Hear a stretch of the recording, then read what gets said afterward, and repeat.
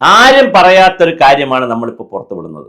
ഇതുവരെ ആരും അങ്ങനെ സംസാരിച്ചിട്ടില്ല, അനലൈസ് ചെയ്തിട്ടില്ല. ആര്യ രാജേന്ദ്രൻ എങ്ങനെയാണ് കൗൺസിലർ ആവുന്നത്, എങ്ങനെയാണ് മേയർ ആവുന്നത്? പല ആളുകളും പറഞ്ഞു ആര്യ രാജേന്ദ്രൻ നായരാണ്, അപ്പൊ വേറെ നായർ ജയിച്ചു തിരുവനന്തപുരത്ത്. കടകംപള്ളി സുരേന്ദ്രന്റെ നോമിനിയാണ്, കടകംപള്ളി സുരേന്ദ്രന്റെ നോമിനി തന്നെ വേറെയുണ്ട്. ജമീല എന്ന് പറയുന്ന പേർക്കടയിൽ അന്ന് ജയിച്ച ജമീല എന്ന് പറയുന്നവരാണ് ഏറ്റവും സീനിയർ ആയിട്ട് വന്നിരുന്ന വനിത, അപ്പൊ അവരാകുമെന്ന് പറഞ്ഞു. എന്നിട്ടും ആര്യ രാജേന്ദ്രൻ എന്തുകൊണ്ടായി? ഈ ആയി എന്നുള്ളതിന്റെ കലാപം ഇതുവരെ തീർന്നിട്ടില്ല. ഇന്നലെ ശിവൻകുട്ടി പറയുന്നത് കേട്ടു, അത് ആര്യയുടെ മാത്രം കുഴപ്പം കൊണ്ടല്ല, ആര്യ രാജേന്ദ്രൻ ഒരുപാട് കാര്യം ചെയ്ത് ലോകത്തിൽ ഒരുപാട് സ്ഥലത്ത് പോയി അവാർഡൊക്കെ മാറ്റിയിട്ടുണ്ടെന്ന് തിരുവനന്തപുരത്തിൽ. പക്ഷെ അത് ജനങ്ങളെല്ലായിടത്തും എത്തിക്കാൻ ആര്യയ്ക്ക് പറ്റിയില്ല, അല്ലെങ്കിൽ ആ സംവിധാനത്തിന് പറ്റിയില്ല, അതുകൊണ്ടാണ് തോറ്റുപോയെന്നാണ് ശിവൻകുട്ടി പറഞ്ഞത്. പക്ഷെ യഥാർത്ഥത്തിൽ ആര്യ വന്ന വഴി എങ്ങനെ എന്നുള്ളതൊരു പ്രശ്നമുണ്ട്. ഇപ്പോഴത്തെ ആഭ്യന്തര കലാപവും, കാരണം ഇടതുപക്ഷത്തിന്റെ ഒരു ആഭ്യന്തര കലാപവും നമ്മൾ ചർച്ച ചെയ്യണം. തെരഞ്ഞെടുപ്പിന് മുമ്പ് തന്നെ, ഇപ്രാവശ്യം തെരഞ്ഞെടുപ്പിന് മുമ്പ് തന്നെ വലിയ സംഘർഷം നടന്നു. ദീപകിനെ മേയർ സ്ഥാനാർത്ഥി ഉയർത്തി കാണിച്ചുകൊണ്ടുള്ള ചില പ്രചരണങ്ങളും മുരുകൻ കാട്ടാക്കളെയും GS പ്രദീപിനെയൊക്കെ ഇറക്കി പേട്ടയിൽ ചില ബഹളങ്ങളൊക്കെ കാണിച്ചപ്പോൾ തന്നെ CPM-നകത്ത് ആഭ്യന്തര കലാപം ഉണ്ടായി. ബഞ്ചീർ ബാബു, ശിവജി എന്ന് പറയുന്ന ഇന്നിപ്പോ ജയിച്ചിട്ടുള്ള കൗൺസിലറാണ്. മഹേശൻ നായരെ തോൽപ്പിച്ച് BJP-യിൽ നിന്ന് കോൺഗ്രസിൽ നിന്ന് BJP-യിലേക്ക് പോയ പഴയ പൂജപ്പുര കൗൺസിലറായിരുന്ന മഹേശൻ നായർ എന്ന് പറയുന്ന ആളിനെ തോൽപ്പിച്ചുകൊണ്ട് ശിവജി എന്ന് പറയുന്ന ഒരാൾ ജയിച്ചിട്ടുണ്ട്. പുന്നയ്ക്ക മോളിൽ നിന്നാണ് തോന്നുന്നു, പുന്നയ്ക്കമോൾ അതേ രാജേഷാണെന്ന് തോന്നുന്നു, അപ്പുറത്തേത് പാർട്ടിയിൽ നിന്നാണ്. അപ്പൊ അവിടെ ആ ജയിച്ച ആളും അദ്ദേഹവും ഉണ്ട്. പിന്നെ വിളപ്പിൽ ഏരിയ സെക്രട്ടറി ആയിരുന്നു. പിന്നെ വഞ്ചിയൂരിന്റെ ശ്രീകുമാർ, അല്ലെങ്കിൽ ശ്രീകുമാർ ഉണ്ട്, അതായത് ബഞ്ചീർ ബാബു ഉണ്ട്. പിന്നെ പേട്ടയിലെ ദീപക് ഉണ്ട്. അപ്പൊ ഇവർ തമ്മിൽ വലിയ സംഘർഷം നടന്നു. ഇതിനിടയിൽ ആര്യ വന്ന വഴിയും കൂടെ നമ്മൾ മറന്നു പോകരുത്. ആര്യ വന്ന വഴി എന്ന് പറയുന്നത് ആ സമയത്താണ് കേരളത്തിൽ മരുമകനായിട്ടുള്ള മുഹമ്മദ് റിയാസിന് എന്ത് കൊടുക്കണം? സ്ഥാനാർത്ഥിത്വം കൊടുക്കണം, മന്ത്രിയാക്കണം, വളരെ പ്രധാനപ്പെട്ട 2 വകുപ്പ് കൊടുക്കണം. പൊതുമരാമത്തും നല്ല കാശുണ്ടാക്കാൻ പറ്റുന്ന വകുപ്പാണ്. അതുപോലെ തന്നെ ടൂറിസം, വലിയ പബ്ലിസിറ്റി, ഓണാഘോഷമൊക്കെ നടക്കുമ്പോൾ വലിയ പബ്ലിസിറ്റി ഉണ്ടാക്കാൻ പറ്റുന്ന ഏത് ടൂറിസത്തിന്റെ പോസ്റ്ററിലും ടൂറിസം മന്ത്രിയുടെ ഫോട്ടോ വയ്ക്കാമല്ലോ. അങ്ങനെ വലിയ പബ്ലിസിറ്റി കിട്ടുന്ന ഒരു വകുപ്പ്, 2 വകുപ്പ് കൊടുത്തുകൊണ്ട് മുഹമ്മദ് റിയാസിനെ അടുത്ത മുഖ്യമന്ത്രിയാക്കാനുള്ള കരാറെടുത്ത്, അങ്ങനെ വലിയ ചർച്ചകൾ നടന്നതാണ്. എന്നിട്ട് അദ്ദേഹത്തിന് പാർട്ടിയുടെ ഉന്നത സെക്രട്ടേറിയറ്റ് മെമ്പർ എന്നുള്ള നിലയിലുള്ള സംസ്ഥാന കമ്മിറ്റി സെക്രട്ടേറിയറ്റ് മെമ്പർ എന്നൊക്കെ ഉള്ള നിലയിൽ പാർട്ടിക്കകത്ത് ഉന്നതമായിട്ട് കൊണ്ടുവരണം.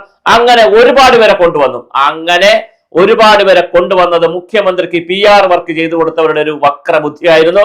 ഒരാളെ മാത്രം, പിന്നെ മുഹമ്മദ് റിയാസിനെ മാത്രം നമ്മൾ വെച്ചാൽ അത് വലിയ പരാതി വരും. മരുമോനായിട്ട് വെച്ചുകൊണ്ടെന്ന് പറഞ്ഞ് ചെറുപ്പക്കാരന് ഒരുപാട് അവസരം കൊടുത്തു. CPM-നകത്ത് അത് പറ്റുന്നതല്ല. CPM-നകത്ത് പോളിറ്റ് ബ്യൂറോ മുതൽ താഴോട്ടുള്ള ആളുകളെ കണക്കെടുത്താൽ അങ്ങനെ ഒരു ക്രമമുണ്ട്, ഒരു ഹൈറാർക്കി ഉണ്ട്. CPM-നകത്ത് സ്ഥാനം കൊടുക്കുന്നതിന് വയസ്സായവർക്കാണ്, അല്ലെങ്കിൽ അനുഭവ സമ്പത്തും പ്രായം കൂടിയവർക്കും സ്ഥാനം കൂടിയവർക്കാണ് കൊടുക്കുന്നത്. പോളിറ്റ് ബ്യൂറോ അംഗമുള്ളപ്പോൾ ഒരിക്കലും സംസ്ഥാന കമ്മിറ്റിക്ക് കിട്ടത്തില്ല സ്ഥാനം. ഇങ്ങനെ ഒരു ഹൈറാർക്കി ഉണ്ട് ആ പാർട്ടിക്കകത്ത്. പക്ഷെ അതിനെ ഓവർടേക്ക് ചെയ്തുകൊണ്ട് മുഹമ്മദ് റിയാസിനെ കൊണ്ടുവന്നപ്പോൾ അതിനെ പാസിഫൈ ചെയ്യാൻ വേണ്ടി, ആളുകളുടെ ശ്രദ്ധ തിരിക്കാൻ വേണ്ടി, ഞങ്ങൾ ചെറുപ്പക്കാരെ ഇറക്കിയിരിക്കുന്നു എന്ന് പറഞ്ഞാണ് 21-കാരിക്ക് വേണ്ടി ഗായത്രി ബാബുവിന്റെ പേരും ജമീലയുടെ പേരും ജില്ലാ കമ്മിറ്റിയിൽ നിന്ന് പോയിട്ടും മുഖ്യമന്ത്രിയുടെ ഓഫീസിൽ നിന്ന് മുഖ്യമന്ത്രിയുടെ പ്രത്യേക നിർദ്ദേശപ്രകാരമാണ് ഏറ്റവും പ്രായം കുറഞ്ഞ ആര് എന്ന് നോക്കി അങ്ങനെ 21 വയസ്സുകാരി ആര്യ രാജേന്ദ്രൻ, അവരുടെ പ്രായം കുറഞ്ഞത് കൊണ്ടാണ് അവർക്ക് കിട്ടിയത്. അല്ലാതെ ആര്യ രാജേന്ദ്രനുള്ള മെച്ചം കൊണ്ടോ അവിടെ മുടവൻ മോൾ ജയിച്ചതുകൊണ്ടോ ഒന്നുമല്ല. പ്രായം ഏറ്റവും കുറഞ്ഞ, ഒരുപക്ഷെ ആര്യ രാജേന്ദ്രന്റെ പകരം ഗായത്രി ബാബുവിനാണ് 21 വയസ്സെങ്കിൽ ഗായത്രി ബാബു ആവുമായിരുന്നു. അപ്പോൾ ആരെന്നുള്ളതാണ്. ആയതിനു ശേഷം ഇവരെന്ത് കാണിച്ചു? അവരുടെ കയ്യിരിപ്പും കുത്തിത്തിരിപ്പും ഒക്കെ വളരെ വലുതായിരുന്നു. സാധാരണക്കാർ ആരെയും കണ്ടിട്ടില്ല എന്നും ഒരു മനുഷ്യന് മേയറെ കാണാൻ പറ്റില്ല എന്നും ഒക്കെ ഉള്ള വലിയ പരാതി പറഞ്ഞത് ഗായത്രി ബാബു തന്നെയാണ്. പക്ഷെ ഗായത്രിയുടെ ബാബു ആ പോസ്റ്റ് ഇട്ട് കഴിഞ്ഞ് നിമിഷങ്ങൾക്കുള്ളിൽ ആ പോസ്റ്റ് പിൻവലിച്ചപ്പോൾ ആയിരങ്ങൾ ആ പോസ്റ്റ് കൊണ്ടുപോയി. അത് വേറെ കാര്യം. ഇപ്പം സോഷ്യൽ മീഡിയയിൽ കറങ്ങുന്നുണ്ട് ആ പോസ്റ്റ്. അപ്പൊ എന്തായാലും വളരെ ഗുരുതരമായിട്ടായിരുന്നു. അതിന്റെ അടി ഇനി വരാൻ ദിവസങ്ങളിൽ പഠിക്കുമെന്നാണ് പറഞ്ഞിരിക്കുന്നത്. പഠിക്കുമെന്ന് പറഞ്ഞാൽ പാർട്ടി വിലയിരുത്തും. ഒരുപാട് തലകൾ CPM-നകത്ത് ഇനി ഉരുളും. CPM-നകത്തുള്ള ഗ്രൂപ്പ് പോരാണ്. ഇത് ഒരു പരിധി വരെ പല സ്ഥലങ്ങളിലും 6 വോട്ട്, 7 വോട്ട്, 10 വോട്ട്, 20 വോട്ടിനൊക്കെ തോറ്റ സ്ഥലങ്ങളുണ്ട്. ആ BJP-യോടൊക്കെ വളരെ കുറഞ്ഞ വോട്ടിന് തോറ്റ സ്ഥലങ്ങളുണ്ട്. ആ വോട്ടൊക്കെ പോയ സ്ഥലങ്ങളിലെല്ലാം CPM-നകത്തെ വലിയ ഗ്രൂപ്പ് പോരാണ്. ആര്യ രാജേന്ദ്രനും അടക്കമുള്ള ആളുകളുടെ ഒരു ചേരിയുണ്ടായിരുന്നു. അവർ കഴിഞ്ഞ ദിവസം വാട്സാപ്പിൽ പറഞ്ഞു ഞാൻ ഇവിടെ തന്നെ ഉണ്ട് എന്നുള്ള നിലയിൽ പറഞ്ഞു. പിന്നെ അവരുടെ പ്രവർത്തികൾ നമ്മൾ ജയലക്ഷ്മി എടുത്തു നോക്കൂ. കോൺഗ്രസിന്റെ വലിയ നേതാവായി വന്ന ജയലക്ഷ്മി മന്ത്രിയായി, പെട്ടെന്ന് പട്ടികജാതി പട്ടികവർഗ മന്ത്രിയൊക്കെ ആയി. പക്ഷെ അവർ കാണിച്ച ആഡംബരവും കല്യാണവും അവരുടെ ആഡംബര ജീവിതം എല്ലാം കൊണ്ട് അവരുടെ ജീവിതം തന്നെ ഇല്ലാതായി, രാഷ്ട്രീയ ജീവിതം തന്നെ ഇല്ലാതായി. ആര്യ രാജേന്ദ്രന് സംഭവിക്കുന്നതാണ്. എന്തായാലും അടുത്ത തെരഞ്ഞെടുപ്പിൽ തിരുവനന്തപുരത്ത് നിന്ന് അതേസമയം ഇപ്പോൾ കോർപ്പറേഷനിൽ LDF വന്നിരുന്നെങ്കിൽ, തീർച്ചയായിട്ടും വലിയ ഭൂരിപക്ഷത്തോടെ LDF വന്നിരുന്നെങ്കിൽ ആര്യ രാജേന്ദ്രൻ ആ ഒരു ഇമേജിൽ തീർച്ചയായിട്ടും തിരുവനന്തപുരത്ത് നിന്ന് കയറി പോകാമായിരുന്നു. പ്രശാന്ത് വട്ടിയൂർക്കാവിൽ കയറിപ്പോയതുപോലെ. പക്ഷെ ഇനി ആര്യ രാജേന്ദ്രൻ വന്നാൽ ആര്യ രാജേന്ദ്രന്റെ പാർട്ടിക്കകത്തുള്ളവർ തന്നെ തോൽപ്പിക്കുന്ന നിലയിലേക്ക് ആര്യ രാജേന്ദ്രന്റെ പൊളിറ്റിക്കൽ കരിയർ ഇല്ലാതായി, ഗ്രാഫ് ഇല്ലാതായി. അത് ഞാൻ പറഞ്ഞ ഇങ്ങനെ വന്നതിന്റെ വഴിയാണ്. അല്ലെങ്കിൽ ജമീല ഇബ്രാഹിമിന് 2.5 വർഷം കൊടുത്തിട്ട് 2 വർഷം കൊടുക്കുകയോ 3 വർഷം അങ്ങനെ കൊടുക്കുകയോ, അല്ലെങ്കിൽ ഇപ്രാവശ്യം ജമീലയ്ക്ക് കൊടുത്തിട്ട് ഈ ടേമിൽ ആര്യ രാജേന്ദ്രൻ ഇരിക്കട്ടെ, അടുത്തൊരു ടേമിൽ കൊടുക്കാമെന്ന് വിചാരിക്കാതെ, അടുത്ത പൊതു ടേമായാൽ പോലും സ്ത്രീക്ക് കൊടുക്കാം എന്നൊക്കെ വിചാരിക്കാതെ ഒരു നമ്മുടെ മുഹമ്മദ് റിയാസിനെ കാര്യങ്ങളെ വച്ചുകൊണ്ട് അതിനെ പാസിഫൈ ചെയ്യാൻ നടത്തിയ മുഖ്യമന്ത്രിയുടെ ഒരു വക്രബുദ്ധിയിൽ ഉദിച്ച ഒരു പരിപാടിയായിരുന്നു ഒരു കഥാപാത്രമാണ് ആര്യ രാജേന്ദ്രൻ.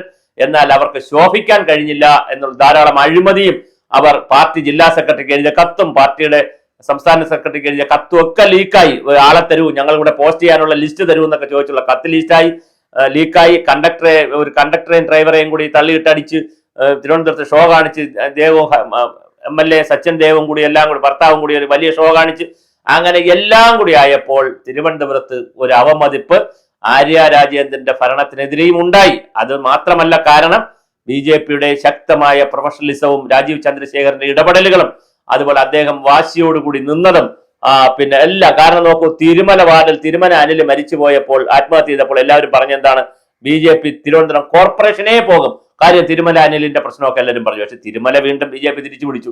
അങ്ങനെ വളരെ കൃത്യമായി ഒരു എണ്ണയിട്ട യന്ത്രം പോലെ ഒരു പ്രൊഫഷണൽ ലൈനിൽ മാറാത്തത് മാറണമെങ്കിൽ, എന്റെ രാഷ്ട്രീയ ഭാവി ഇനി മാറാതിരിക്കണമെങ്കിൽ തിരുവനന്തപുരമെങ്കിലും പിടിക്കണമെന്നുള്ള രാജീവ് ചന്ദ്രശേഖരന്റെ ആ ഉറച്ച നിശ്ചയദാർഢ്യവും അതിനുവേണ്ടി അവരൊഴുക്കിയ അവർ എടുത്ത പ്രചരണ മാർഗങ്ങളും എല്ലാം തിരുവനന്തപുരത്ത് ഏറ്റു.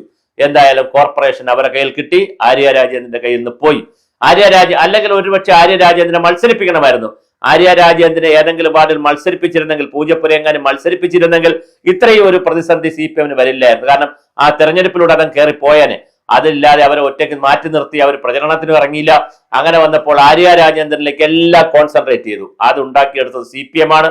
അത് ഉണ്ടാക്കിയെടുത്തത് ഒരുപക്ഷെ BJP സഹായിക്കാനാണ് എന്ന് കോൺഗ്രസ്സുകാർ പറയുന്നു. നമുക്കതിൽ അതിന്റെ അന്തർധാര അറിയില്ല. എന്തായാലും ആര്യ രാജേന്ദ്രനെ കൊണ്ടുവന്നത് ഞാൻ ഈ പറഞ്ഞ മുഹമ്മദ് റിയാസിന്റെ വരവിനെ സാറ്റിസ്ഫൈ ചെയ്യാൻ, അല്ലെങ്കിൽ അതിനെ കോംപ്രമൈസ് ചെയ്യാൻ, ന്യൂട്രലൈസ് ചെയ്യാൻ.